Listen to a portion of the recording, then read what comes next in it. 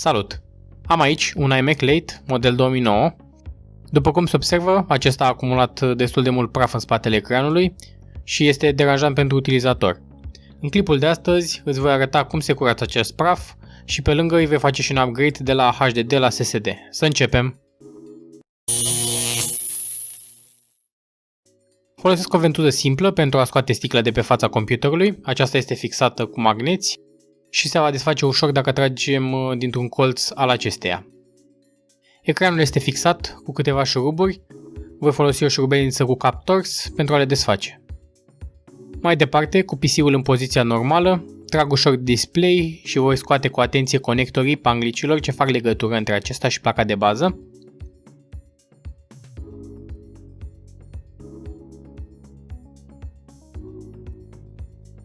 Acum începe partea cea mai complicată și migăloasă. Încep cu îndepărtarea celor 4 șuruburi ale ramei ecranului.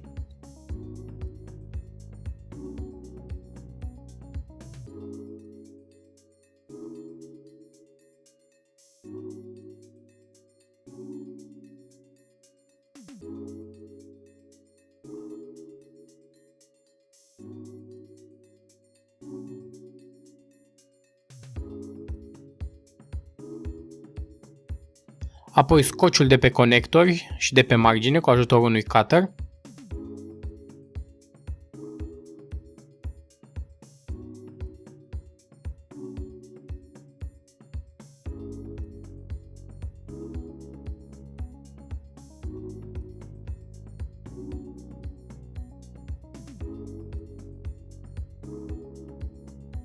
Tai ușor pe margine banda de aluminiu și buretele.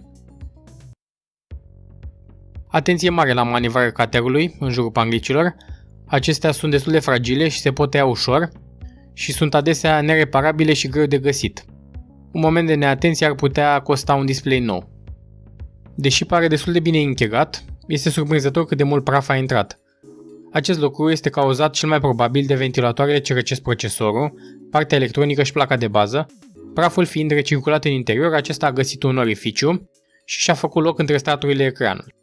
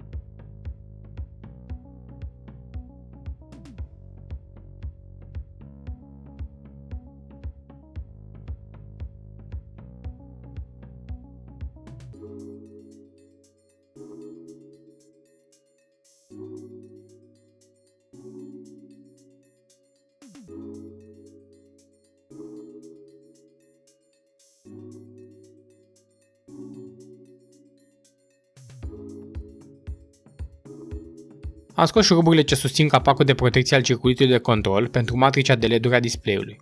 Din nou cu mare atenție la panglicile de legătură.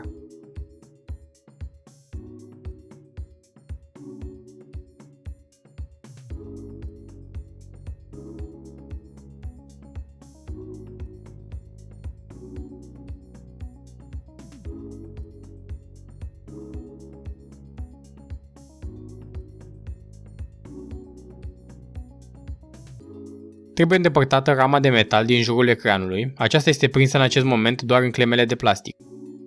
Cu ajutorul unei șurubeli înțelate mici, le voi declipsa ușor, dintr-un capăt în celălalt, și voi trage cu atenție.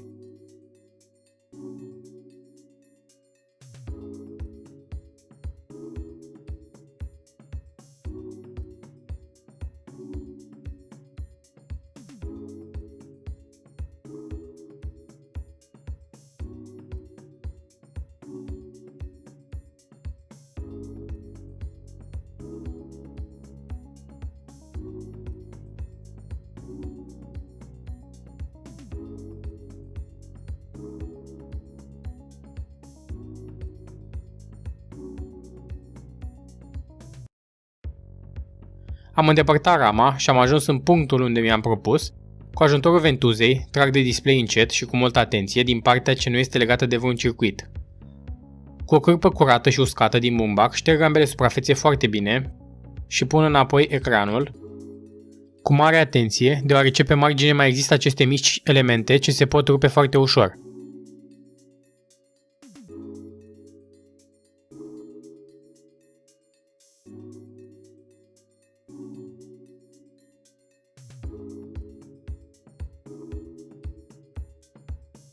Acum pornesc în sens invers și pun rama înapoi, împreună cu protecția circuitului display-ului și cu șuruburile aferente.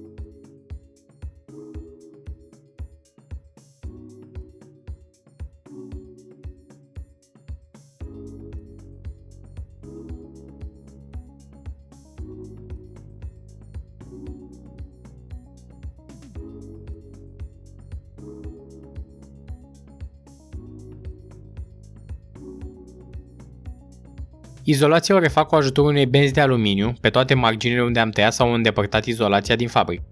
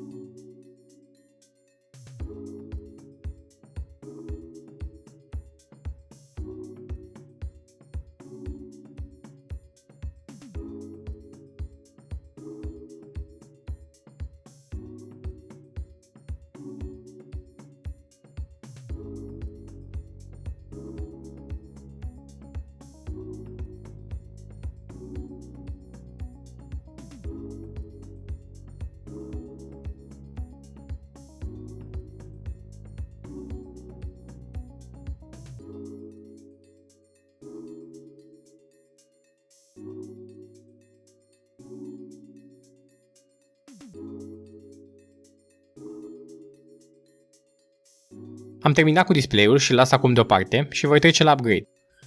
Mai întâi, cu un spray cu aer comprimat, îndepărtez cât mai bine praful din interior.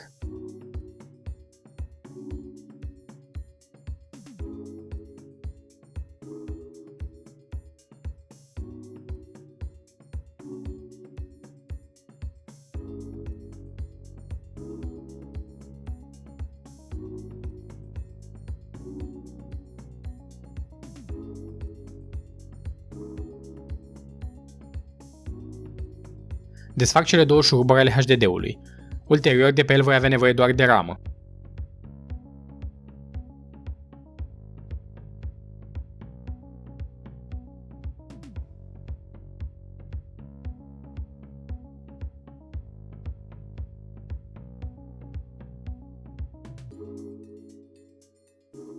Prind pe un adaptor compatibil SSD-ul și pun și rama de la HDD.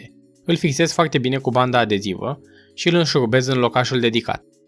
SSD-ul fiind mai ușor, nu va avea nevoie de același nivel de prindere mecanic. Îl voi prinde doar în cele două șuruburi, fără prinderea de pe partea laterală.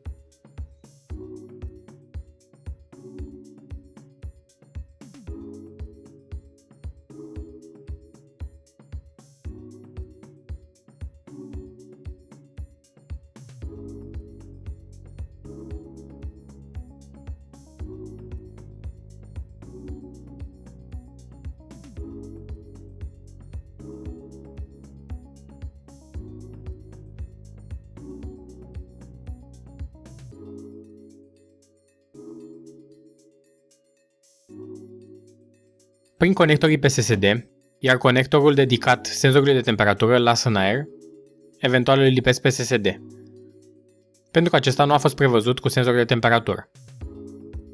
Pun display-ul înapoi, încep prin conectarea celor 4 mufe,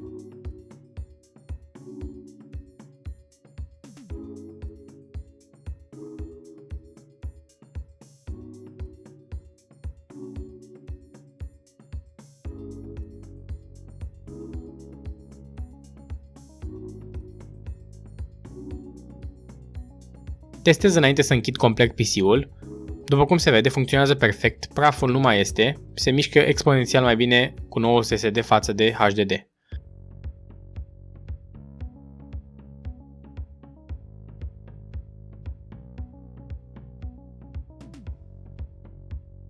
Continui cu fixarea în șuruburi.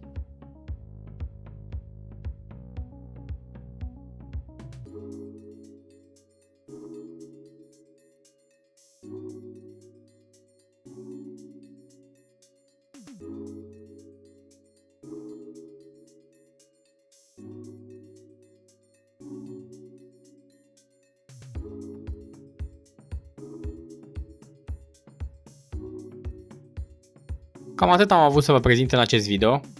Dacă ți-a plăcut sau ți s-a părut util, poți aprecia acest video sau dacă ai întrebări, ai secțiunea de comentarii mai jos.